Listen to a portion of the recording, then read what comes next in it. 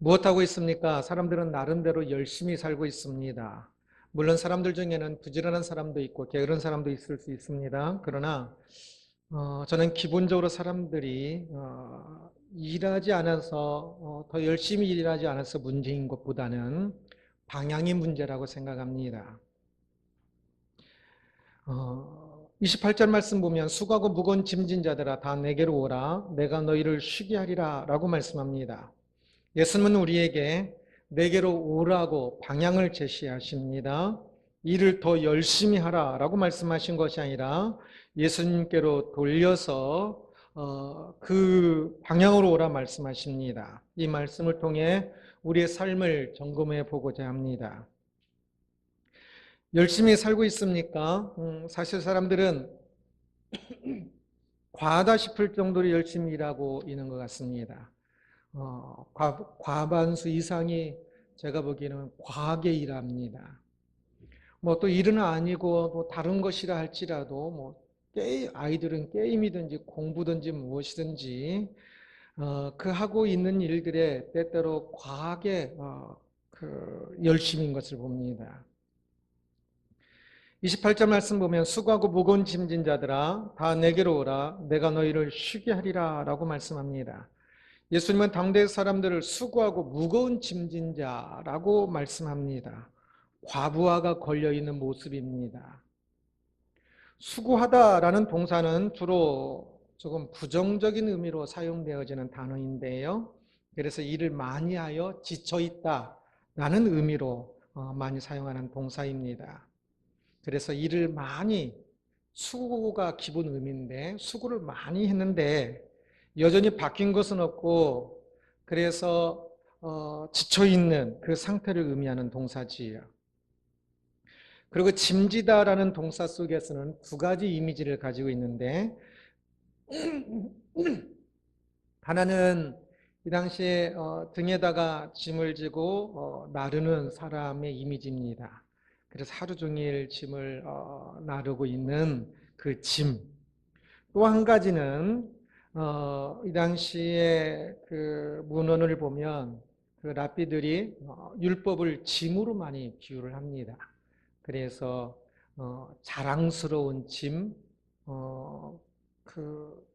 이 짐은 짐이지만 율법이 짐이지만 더 많이 짐으로 더 많이 자랑스러워할 수 있는 짐이다라는 그런 표현들이 있는데 그러면서 자랑스러운 짐이니까 더 많이 지려고 하고 힘들어도 더 많이 지우는 그래서 이 외적인 어떤 것들을 본래 말씀에다가 더 많이 덧붙이고 부가적 규정이라고 해서 그 다른 것들을 더 많이 붙여서 올가맨 이 의식적 율법을 조금 더 생각해 볼 수가 있는 단어입니다.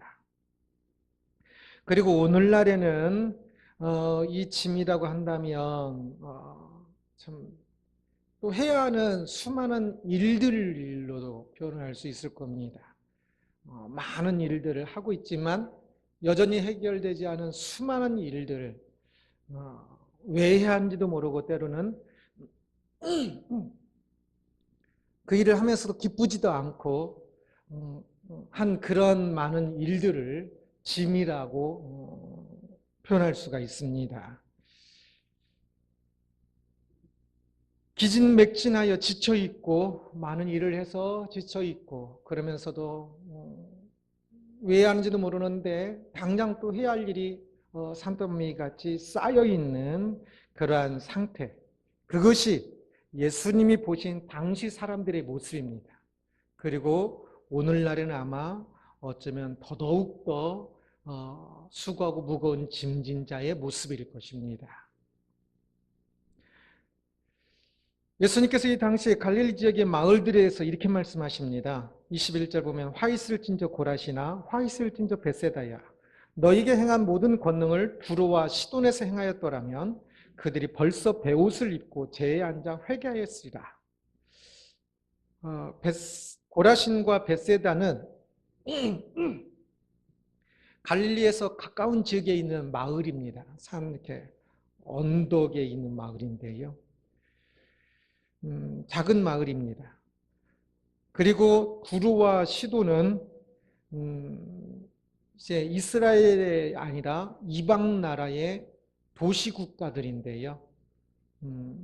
그 외적으로는 철기 문명이 거의 시작된 곳이고 페니키아라고 해서 또 문자도 거의 알파벳 언어가 거의 처음 시작됐다고 할 정도로 아주 번성한 두 도시 국가입니다.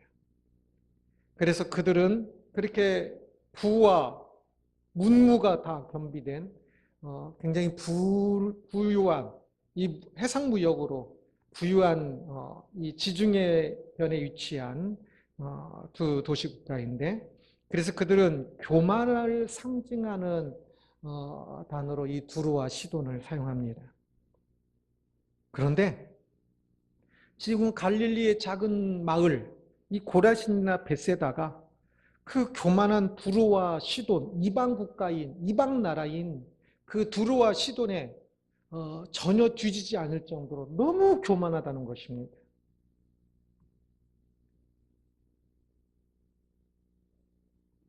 성경에는 이 베스다의 그 고라신에서 예수님이 행하신 일은 기록된 게 없고요. 베세다에서는 맹인을 고치시고 또 이렇게 베세다에 들어가셨다는 내용이 한 3번 정도 나오는데요.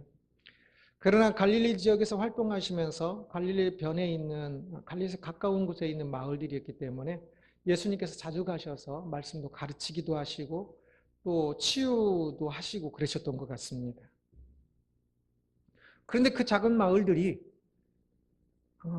참 예수님께서 그렇게 일을 행하셨음에도 불구하고 가르치셨음에도 불구하고 참 두루와 시돈보다 더 교만하게 그 예수님의 그 말씀과 가르침에 반응하지 않냐고 회개하지 않는 모습을 보면서 예수님께서 너희들이 두루와 시돈보다 더 교만하다라고 말씀하시고 계신 겁니다. 가버나움이라는 도시도 마찬가지였습니다. 23절 보면 가버나움아 내가 하늘에까지 높아지겠느냐 음부에까지 낮아지리라. 내게 행한 모든 권능을 소돔에서 행하였더라면 그 성이 오늘까지 있었으리라 말씀합니다. 가버나움이라는 도시는 조금 더 큰 도시였는데 이제 이 도시는 이제 갈릴리와 완전 딱 붙어 있는 도시입니다. 예수님의 공생애에 절대 다수 시간이 가버나움에 있었습니다. 거점 지역이라고 할까요? 가버나움에서 아예 사셨습니다. 가버나움에 베드로의 집이 있었는데 아마 그곳을 거점으로 하셔서 공생의 모든 일들을 하셨던 것 같습니다. 그곳에 수없이 가르치셨고 그곳에서 수없이 많은 사람들을 치료하시기도 하셨습니다. 그런데 그들은 그때마다 깜짝깜짝 반응은 했지만 치료할 때도 좋아하고 구름처럼 몰려들기도 베드로 집으로 구름처럼 몰려들기 했지만 그러나 그들은 거기까지였습니다. 예수님은 그 가버나움을 고대에 망했던 도시, 이방 나라의 도시, 이방 도시국가 소돔과 비유를 하지요. 그래서 한마디로 말하면 이 가버나움 너희는 소돔보다 못하다라고 말씀합니다. 아니, 소돔이라는 말에 깜짝 놀랐을 겁니다. 소돔은 가장 부도덕한 도시의 대표 명사 아닙니까? 소돔은 극악한 그들의 죄, 성적인 또 여러 가지 그 부도덕함으로 인하여서 불심판으로 망한 도시 아닙니까? 그런데 가버나움 보고 너희가 더하다라고 말씀하시는 겁니다. 어떤 면에 있어서는 이 가버나움의 불신앙은 소돔의 그 부도덕보다 더 악한 것일 수 있습니다. 많은 사람들이 이 부분을 놓칩니다. 나는 소돔보다 더 악하지는 않다라고 생각을 하는 거지.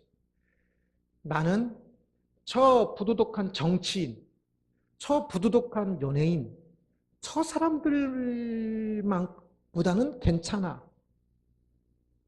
이렇게 SNS 같은 글을 읽어보면 그런 사건도 나오면 사람도 아니야 라고 표현을 쓰기도 하고 그럽니다.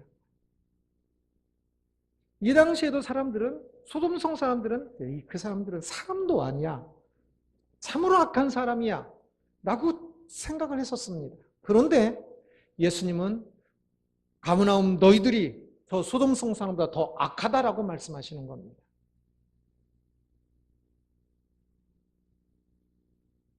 만물의 주 되신 그분이 이 땅에 성신하셔서 오셔서 그들을 위하여서 그들에게 가르치고 그들의 필요를 채워주시며 그들을 치료하시며 모든 일을 행하고 계시는데도 불구하고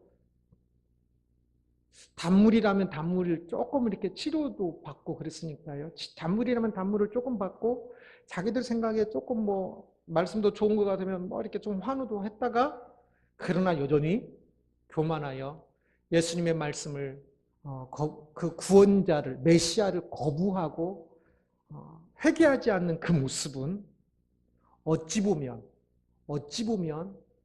다시 생각해 보면 소돔보다도 더 악한 모습이 된다는 겁니다.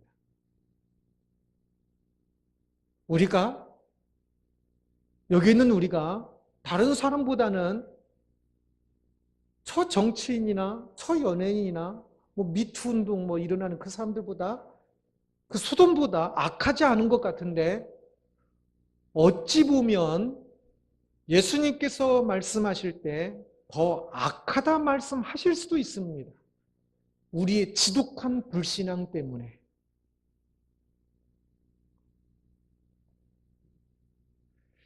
교만은 사람들의 뿌리 깊은 악입니다. 소돔을 탓할 것이 아니라 누군가의 부도덕을 탓할 것이 아니라 우리는 어쩌면 가장 중요하게 우리의 불신앙을, 우리의 교만을 진짜 가슴 아파하고 통탄해야 할지 모릅니다. 그것이 더 치명적인 악이기 때문에 그렇습니다. 가버나움만 교만하다 할 수 있겠습니까? 우리들의 영적인 교만도 막상막하이지 않겠는지요? 아니, 어쩌면 더 클 겁니다. 가버나움 그 시대의 그 사람들보다 오늘날 우리들이 훨씬 더 많은 것을 누리고 있거든요. 성경 한 권도 구약시대 때의 성경 한 권, 지금 가버나움에 성경 한 권 들고 있는 사람 아무도 없었을 겁니다. 회당에 가야 있었을 겁니다. 종이들이 엄청 비싸니까요. 중세시대에도 인쇄되기 전에는 성경 한 권이 한 30억 정도 간다고 그랬지요. 이렇게 개인이 한 사람이 성경 한 권씩 들고 다니고 핸드폰에 있는 이것이 얼마 안 됐습니다. 몇십 년도 안 됐을 겁니다. 우리는 엄청난 것들을 누리고 있음에도 불구하고 그러나 가버나움이 많은 것을 누렸음에도 불구하고 그 구원자를 놓침으로 교만하고 악했던 것처럼 우리도 영적인 많은 것을 접하고 있는데도 불구하고 구원자 예수 그리스도를 그 천국을 놓치고 있으므로 더욱더 악하고 더욱더 불쌍한 존재인지도 모릅니다. 그러기에 우리들은 소돔과 가버나움을 탓할 것이 아니라 그 누구를 탓할 것이 아니라 가장 중요한 것은 우리 자신들의 믿음을 참 다시 점검하고 다시 살피는 것이 무엇보다 중요합니다. 그래서 우리들의 있는 그 자리가 세상 사람들처럼 그냥 수고하고 무거운 짐진 자의 모습으로 그냥 그렇게 앉아 있는 모습이라면 그곳에서 그들과 똑같이 그렇게 앉아서 세상에서 정처 없이 있을 것이 아니라 그 속에서 일어나서 우리가 가야 할 곳이 무엇인지를 잘 살피고 가야 할 그 방향을 잘 잡아야 할 것입니다. 우리는 예수님께 나가야 합니다. 수고하고 무거운 짐진 자들아 다 내게로 오라 말씀하시는 주님의 말씀 따라 우린 예수님께 나가야 합니다. 이곳에 앉아있는 우리들은 최소한 예수님께 나갔다라고 생각하실 것입니다. 그런데 조금 더 살펴볼 필요가 있습니다. 수고하고 무거운 짐진 자들아 다 내게로 오라 내가 너희를 쉬게 하리라 말씀하십니다. 그러면 이것을 우리는 조금 뒤집어서 생각해 보면 예수님 안에서 지금 쉼이 없다면 아직 예수님께로 나가지 않은 것이라 할 수 있습니다. 이 쉼은 종말론적인 쉼, 완성된 천국에서의 종말론적인 쉼을 내포하고 있기는 하지만 또한 이 쉼은 이 땅에서의 임한 천국, 이 땅에 오신 예수님, 구원자 예수님 안에서의 이 땅에서 임한 천국의 면을 더 많이 이야기하고 있습니다. 항상 이야기하고 하는 것처럼 이 땅에서 천국을 맛보지 못하는 사람은 완성된 천국에도 임할 천국에도 들어가지 못할 것입니다. 임한 천국을 알지 못하는 사람은 임할 천국도 알지 못합니다. 이 땅에서 천국을 알지 못하는 사람은 완성된 그 천국에도 들어가지 못하고 알지 못할 것입니다. 그러면 예수님께서 말씀하시는 이 쉼이 있어야 예수님께 간 사람이라고 할 수가 있는데 이 쉼은 무엇을 의미할까요? 수고하고 무거운 짐진 자들아 세상에서 지쳐 있는지야.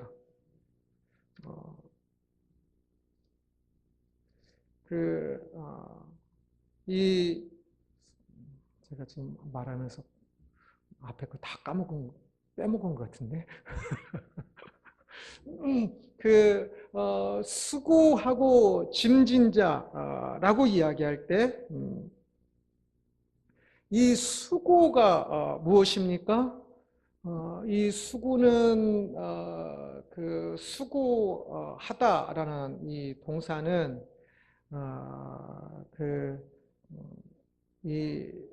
지쳐있는 상태라고 할 수가 있습니다. 그래서 열심히 일을 했지만 지쳐있는.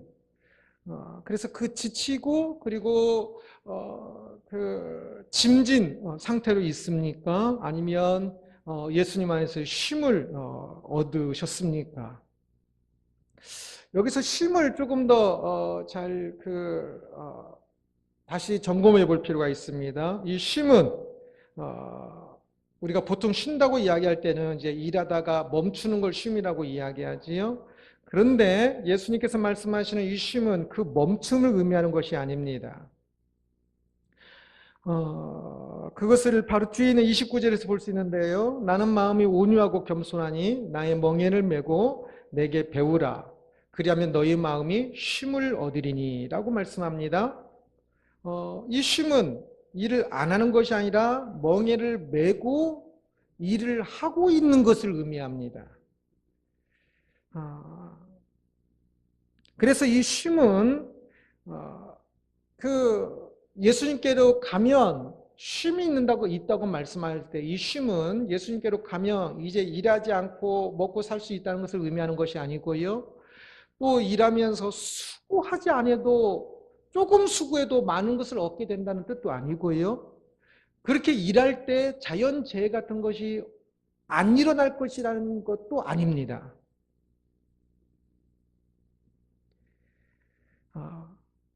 이 쉼은 여전히 멍에를 메고 일을 합니다. 그런데 그 일을 하는 데에 그 자연재해가 일어나도 그것을 넉넉히 이기고요.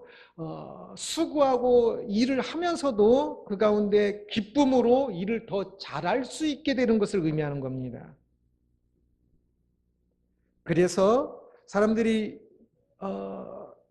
예수님이 아니라 세상에서 구원을 찾으면서 일하는 그 모습은 일을 하면서도 걱정하고 또 두려움과 불확실성과 무의미 등으로 지치고 그리고 또 일을 지금 산타비가 쌓이는데 이것을 왜 해야 하는지도 모르니까 일을 하면서도 그냥 불평스럽고 그러는 것인데요.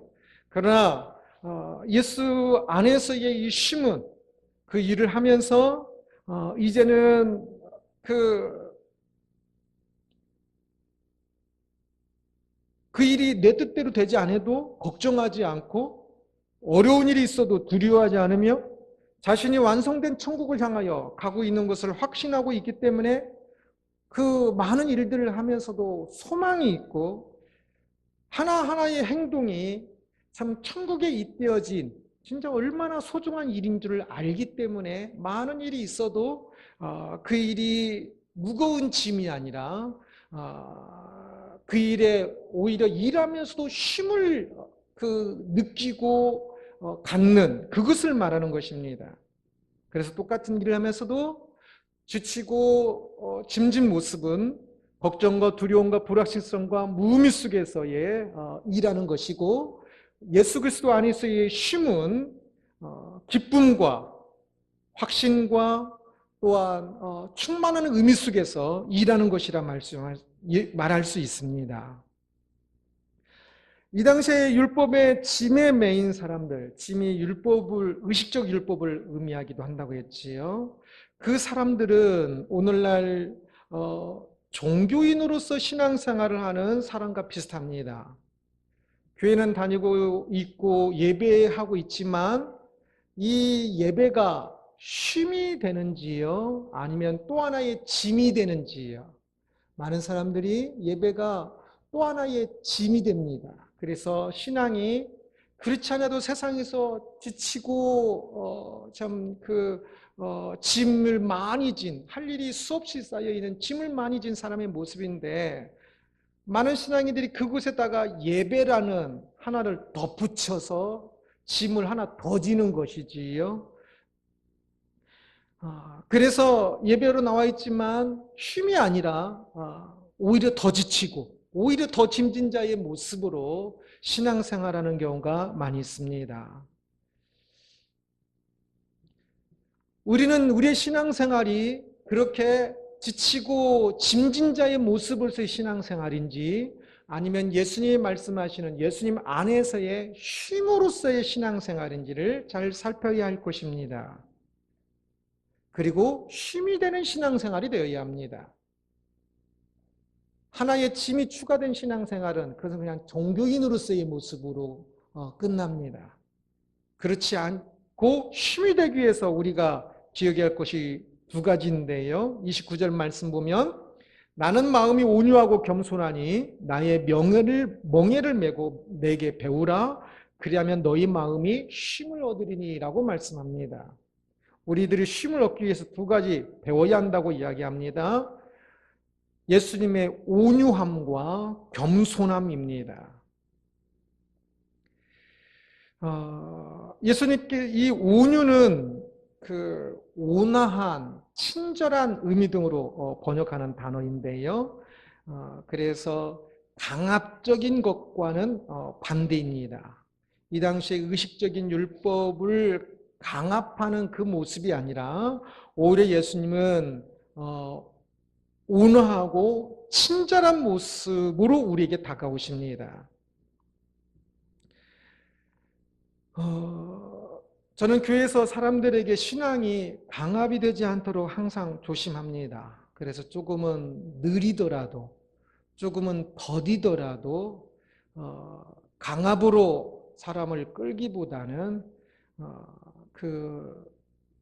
온화함으로 이끄는 것이 맞다고 생각합니다. 자녀를 양육할 때도 그렇고 교회에서 다른 사람의 신앙을 도울 때도 마찬가지입니다. 나에게 좋다고 이게 좋은 것이니까 하면서 억지로 끌고 가면 이거 몸에 좋은데 자녀에게 너 왜 안 먹냐고 막 화를 내기도 하지요. 그러나 안 먹는다면 그냥 놔둬도 됩니다. 나중에 자기가 몸이 딸리면 먹지 말아가도 먹거든요. 모르고 1kg를 끌려가면 매우 힘이 들지요. 막 만약에 또 버팅기까지 하면 자기 마음에 안 든다고 어떤 사람은 버팅기지요. 그러면 1km 가는데 얼마나 힘들까요? 그러나 알고 가면 10km를 가는 것도 힘들지 않습니다. 특히 10km 그 지점에 무엇이 있는 것, 자기가 진짜 좋아하는 것이 있으면 10년이 하루 같지요. 10km가 그냥 1m 같습니다. 의미를 알면, 사랑하면, 가치를 알면, 가치를 모르고 왜 가야 하는지도 모르면 1km 가는 것이 진짜 힘들고 뻗팅기면 더더욱더 힘들겠지만 알면 10km도 매우 쉽습니다. 그래서 가는 것보다 중요한 것은 아는 것입니다. 그래서 조금은 더 예수님은 그래서 우리를 인도하실 때 참 많이 온화한 모습으로 인도하십니다. 그래서 알게 하십니다. 억지로 알지 못한 사람은 억지로 끌고 가는 것보다는 그래서 항상 가르치는 사역이 먼저입니다.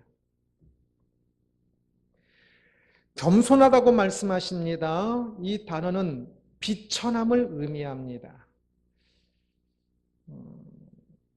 저는 예수님을 주어로 삼을 때는 이 겸손이란 단어를 잘 사용하지 않는 게 좋다고 생각하는데요. 겸손은 그 한자를 보면 말을 낮추어 말하는 것을 겸손이라고 이야기합니다. 그래서 자기는 실제로는 조금 높은데 말할 때는 항상 좀 마치 낮은 자인 것처럼 이렇게 낮추어서 이렇게 말할 때 참 저 사람 겸손하구나 이렇게 표현을 쓰는데, 그러나 예수님은 겸손한 것이기보다는 말이 아니라 그 자체가 낮아지셨습니다. 비하되셨지요. 비천해지셨지요. 예수님은 사람들의 구원을 위하여서 하늘 보좌 비우고 이 땅에 사람으로 오셨습니다. 지극히 낮아지셨습니다. 이 마음을 가져야 합니다. 그런데 사람들은 여전히 높아지려 합니다. 그래서 예수님께 나가는 것이 어려워요. 그래서 쉬운 멍해가 아니라 어려운 멍해처럼 느껴집니다. 높아지려고 하는데 낮아지려고 하니까 이게 어려운 거지요. 그런데 성육신하신 예수님의 마음을 닮으면 그 길이 매우 참 쉬워지고 쉼이 됩니다. 그래서 원수를 사랑하라. 얼마나 이 짐이에요. 완전 큰 짐이지요. 그러나 그 예수님께서 그것을 위하여 우리를 위하여서 낮아지신 것을 생각해 보면 내가 원수를 사랑하기 위해서 낮아지는 것, 이것은 진짜 작은 것입니다. 그래서 원수를 사랑하라를 어떤 사람은 이것은 이상적인 것이라고 표현하는데 절대 아닙니다. 믿음의 그 길들을 가보십시오. 원수를 사랑하는 것, 진짜 어떤 때는 진짜 쉽게 될 수도 있을 것입니다. 예수님의 이 비하의 마음을 그때 조금 더 묵상하면서 깨닫는다면 원수를 사랑하는 것 진짜 어쩌면 쉬울 수도 있습니다.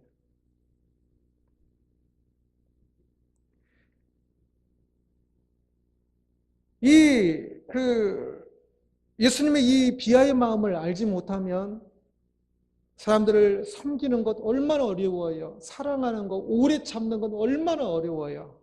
그러나 예수님의 이 마음을 알고 이 마음을 닮아가고자 하는 사람은 그러한 것들이 참 그렇게 큰 짐이 아니라 오히려 그전에는 좀 진짜 더 큰 짐 같았는데 그것이 오히려 감사하고 내가 그렇게 할 수 있음에, 나 같은 것이 그렇게 할 수 있음에 오히려 가슴 벅찬 것이 될 수 있을 것입니다. 그래서 30절 마지막에 보면 이는 내 멍에는 쉽고 내 짐은 가벼움이라 하시니라 말씀합니다. 예수님의 멍에는 쉽다. 예수님의 짐은요, 율법의 성취이기 때문에 율법의 성취가 율법보다 조금 더 쉬울 것 같습니까? 이제 하나만 지키면 될 것 같습니까? 절대 아닙니다. 어떤 면에서 율법의 성취는 훨씬 더 어렵습니다. 살인하지 말라 하였으나 나는 너에게 말하노니 바보라 하는 자마다 지옥에 갈 것이요 미련한 자라고 이야기하면 멸망할 것이라고 예수님께서 말씀하지 않습니까? 아주 더 깊이 아주 더 말씀하시는 걸 볼 수 있습니다. 바리새인의 의보다 훨씬 더 커야 하기도 합니다. 그런데 어떻게 그 짐이 예수님의 그 멍에가 쉽고 가벼울까요? 여기서 쉽다라고 번역한 이 헬라어 단어는 본래 좋은, 유용한의 의미로 사용하는 단어입니다. 그래서 예수님의 멍에는 매기가 편하고 유용하다라는 의미입니다. 예수님의 그 멍에가 무엇인지를, 그것이 뜻하는 것이 무엇인지를 알면 그것이 우리가 그것에 그 말씀, 그 짐에 순종하는 것이 훨씬 유용해지고 쉬워집니다. 그리스도를 믿고 천국이 무엇인지를 알면 이 천국 법을 지키는 것이 무엇인지를 알면 그 모든 것은 유용해집니다. 그냥 멀리 있는 나와 상관없는 진짜 이상적으로 있는 그것이 아니라 나와 상관이 있고 매우 유용하게 사용할 수가 있고 매우 삶에 실제적으로 적용되어지고 그래서 그 짐이 결국은 더욱더 가볍게 느껴지는 이 짐은 사실 무게를 더 가볍게 해서 가벼워지는 것이 아니라 오히려 무게는 더 무겁습니다. 더 많은 율법을 지키는 것이 성취는 더 많은 것들을 하거든요. 원수까지도 사랑하는 것인데 그러나 이 예수님의 법의 의미를 알고 예수님의 마음을 알고 예수님의 비하를 알고 예수님의 인도하심을 알면 그러한 것들이 훨씬 더 가볍게 느껴져서 실제적으로 가볍게 느껴지는 것입니다. 그래서 내 짐은 가볍다라고 말씀하신 것이 마음에 깊이 동감하게 됩니다. 동의하게 됩니다. 이것이 진짜 기적이지요. 질량의 법칙이 바뀌는 거지요. 분명히 짐은 더 무거워요. 더 많은 것들이 있어요. 그런데 그전에 불평과 불만과 지침과 수고, 진짜 짜증남이 아니라 그 더 많은 일을 기쁨과 만족과 감사함으로 하게 됩니다. 그 하나하나 것들이 어떤 의미인지를 이제 알기 때문입니다. 그래서 유용해지는 것이지요. 내게로 오라라고 예수님께서 말씀하십니다. 예수님은 구원자로 이 땅에 오셨습니다. 그런데 사람들이 거부하였습니다. 그들은 예수님과 천국을 받아들이기에 너무 교만하였습니다. 자기 생각, 자기 일, 자기 소망 등 너무 많은 자기가 있습니다. 그 자기 속에 말씀을 들으면서 때때로 좋은 것 좋다고 하기도 하고 은혜 받았다고 하기도 하고 치료받기도 하고 그렇지만 조금만 자기와 다르면 다 잘라내버리고 다 거부하는 이 철저한 자기. 그래서 그 많은 것들을 듣고 경험하였지만 예수님과 천국을 받아들이지 않았던 이 가버나움. 예수님께서 보시기에는 수고하고 무거운 짐이기 때문에 참 그들에게 내게로 오라고 말씀하시지만 그러나 그들은 그 수고하고 무거운 짐조차도 내 것이라고 자기 것이라고 생각하면서 그것을 자기 사랑으로 어느새 바뀌어 있어서 그것만저도 자기 것이라고 놓지 않고 있는 그 모습. 그래서 철저히 구원자를 임한 천국을 거부하고 있는 그들을 향하여서 예수님께서 안타까이 너희들은 너희들은 차라리 진짜 소돔보다도 못하다라고 말씀하고 계신 겁니다. 오늘날 사람들은 모든 것이 부족하지만 모든 것이 부족하고 하나만 있다고 생각합니다. 돈도 부족하고 건강도 부족하고 시간도 부족하고 자식 또 좀 내 마음대로 안 되니까 부족하고, 뭐 부모도 뭐 부족하고, 뭣도 부족하고 다 부족해요. 그런데 하나만 있다고 생각을 해요. 믿음이 있다고 생각을 해요. 신앙인인 경우. 그래서 믿음에 대해서는 가난하지를 않아요. 다른 것들은 부족하다고 생각하니까 막 더 자식도 막 복기도 하고, 돈도 막 더 벌려고 하기도 하고, 그냥 다른 것들 그냥 애타면서 막 기도도 하고 그래요. 그런데 믿음을 위해서는 애타면서 믿음을 더 갖게 해달라고 기도하지 않고, 믿음을 위해서 뭘 하려고 하지를 않아요. 사실은 거꾸로지요. 세상은 모든 게 완벽한데 딱 하나만 없어요. 믿음만 없어요. 오늘날처럼 좋았던 시기가 역사 속에 있었던 것 같습니까? 저는 예수님 생각할 때 제가 수세식 화장실에서 비데 하나 사용하는 것만도 예수님 앞에 진짜 죄송합니다. 저는 비데 사용하지 않으면 되게 이제 좀 지병이 있기도 하고 그래서 그렇지만 많이 불편하고 많이 힘들거든요. 그런데 그 예수님 당시 예수님이 어떻게 생활하셨는지 그 당시의 문화를 보면요. 우리가 지금 이렇게 살고 있는 이 돈, 물질, 뭐 세탁기가 돌려주고 뭐 건조기가 말려주고 이 모든 것들 먹는 것, 과일 사실은 우리가 부족하다고 생각했던 것들이 저는 진짜 완벽하다고 생각합니다. 모든 게 너무 풍성하게 너무 완벽하게 있어요. 그런데 진짜 없는 것은 믿음입니다. 믿음이 너무 없어요. 이 당시에 가버나움보다 더 없는 것 같아요. 너무 짐이 많아서 그래요. 세상에서 지치고 성경 왜 안 읽습니까? 그러면 아니 회사에서 이렇게 일을 했는데 어떻게 이렇게 집에 와서 쉬어야지 어떻게 성경을 읽습니까? 라고 이야기를 해요. 짐이 너무 많아요. 왜 예배드리지 않았습니까? 해야 할 일이 있다 보니까 그래요. 나 어디 결혼식도 가야 하고요. 나 뭐 또 해야 하고 그때 내가 얼굴 안 비치면 안 되고요.